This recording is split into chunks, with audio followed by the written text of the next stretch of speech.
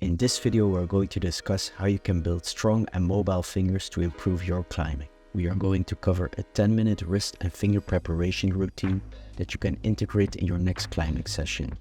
How you can make this routine harder or easier so it's applicable for anyone regardless of your current level.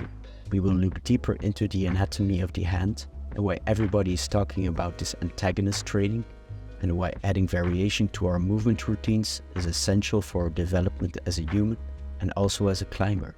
Make sure you watch until the end, because there we will show you what you can do after every climbing session to relieve the build-up tension from our hands. So if you are looking to build a stronger grip, last longer in those bumpy routes, increase wrist range of motion, and recover faster between your climbing sessions, then this routine will be something for you.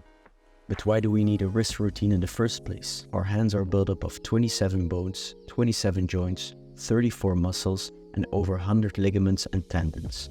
It has numerous blood vessels, nerves, and soft tissues, and they can exhibit a wide array of functions.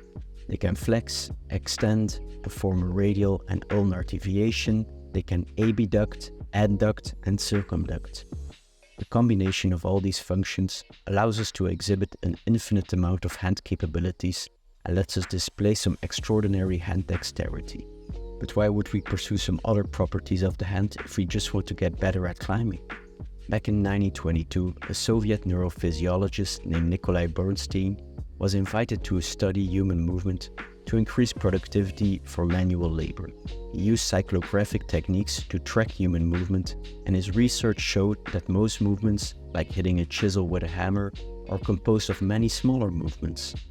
So in order to reach this perfect execution, we need to be able to perform many of the incorrect executions, meaning that there is no such thing as one perfect technique in human movement, but having access to many degrees of freedom is considered perfect technique.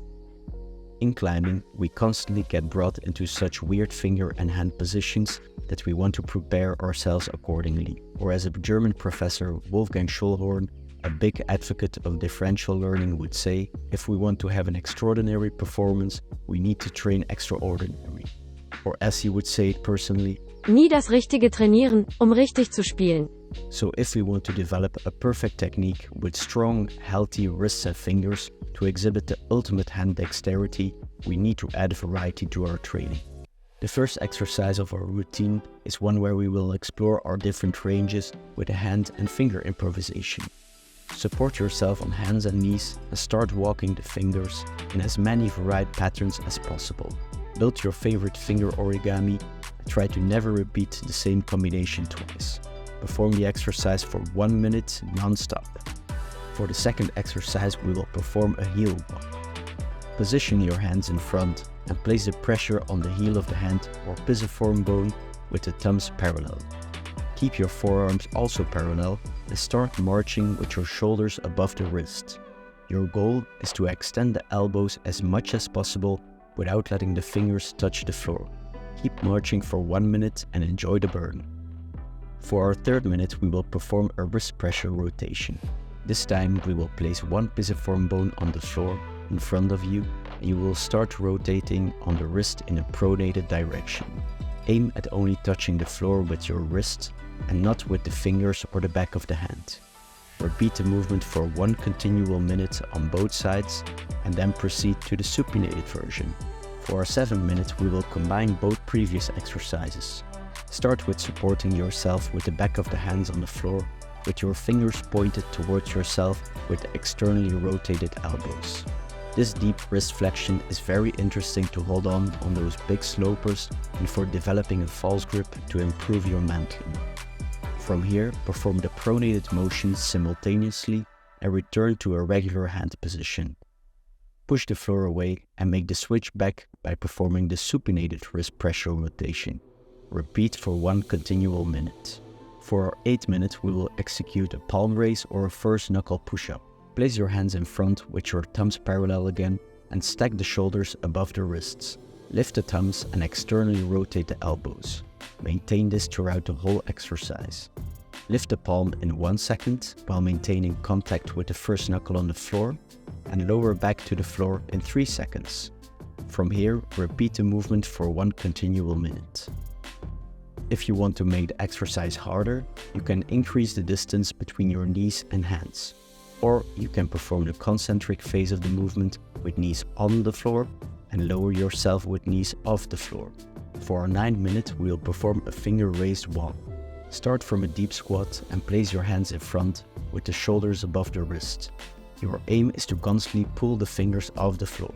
From here, walk forward with small steps and never lose the pulling tension through the fingers with the hands that stay under the shoulders. Repeat this motion for 1 continual minute. Performing these 9 minutes will definitely prepare your fingers for climbing. But if you want to add more variety to these patterns, where we are primarily pushing, is by adding some pulling through some passive hang variations. If you want some inspiration for some passive hang variations, you can check out this video. Personally, I would perform 1 or 2 of the discussed wrist and finger exercises and combine it with a regular hanging variation. Or, if you want, you can combine it with some more specific half crimp variations. And for our 10th and final minute, we want to bring some stillness into the system. This exercise is called a vertical shake and is advised to perform after your movement or climbing session to calm down your nervous system or relieve some unnecessary tension from the body. Stand with your feet shoulder width apart, with length in the spine, with closed eyes, and start moving your pelvis up and down. Imagine you have some mud on your fingers that you are trying to shake off. Your feet stay rooted into the floor and you try to maintain a continual rhythm. Ideally, this exercise is performed a bit longer than 1 minute. Once you are ready, abruptly stop the movement and let the shake ripple away slowly.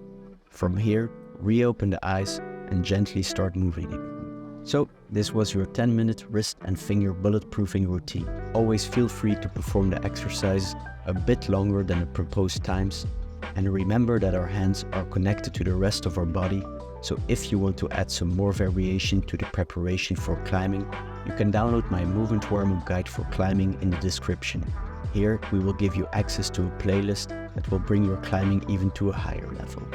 I hope you enjoyed this video, and don't forget to like and subscribe if you want more movement insights to improve your climbing.